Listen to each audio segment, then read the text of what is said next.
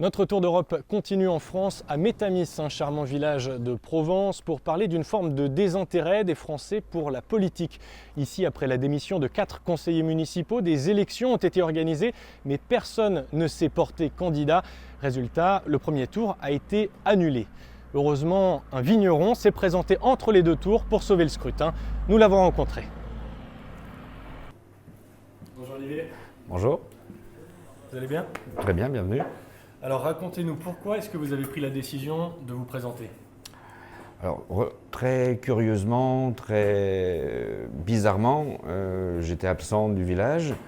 Je faisais des salons de vin, Épinal, Liège, et sur la route j'étais à Colmar. Et via les réseaux sociaux, je vois passer une retranscription d'une interview de France Bleu Vaucluse où on indique que personne ne se présente, que les élections vont être annulées.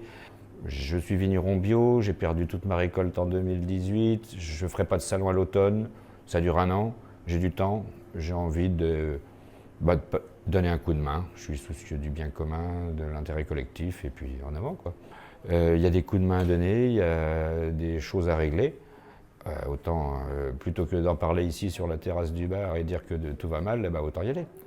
Pourquoi, à votre avis, les gens se désintéressent de la politique? C'est la question permanente. Les abstentions de toutes les élections précédentes, qu'elles soient locales, nationales, voire européennes, le montrent. Tous les gens qui se présentent n'ont peut-être pas ce même intérêt que je viens de vous donner. Et ils nous promettent des choses. Exemple, les 3 derniers présidents de la République française qui nous ont dit vouloir régler le problème des SDF dans l'année. Plus personne ne sera dans la rue. 15 ans plus tard, ça ne fait que croître. Alors qu'est-ce qu'on fait?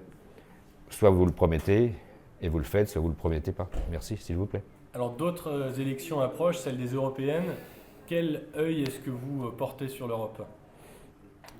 Moi, l'Europe, je la vois belle et grande si elle veut exister, mais l'Europe, je suis né 10 ans après le traité de Rome. On m'a enseigné au collège, au lycée, libre circulation des biens et des personnes. Aujourd'hui, je suis vigneron et quand je fais traverser un carton de vin à la frontière, je dois remplir des documents de douane. Je dois payer des droits. Qu'est-ce que ça veut dire? Et ça, c'est pour ma petite activité à moi. Et bien, à mon avis, il y a bien d'autres sujets. L'Europe, pour beaucoup, c'est une contrainte. On met tout sur le dos de l'Europe. Même nos gouvernants français qui se déchargent un peu de leurs responsabilités en disant c'est la faute de l'Europe. Et pourtant.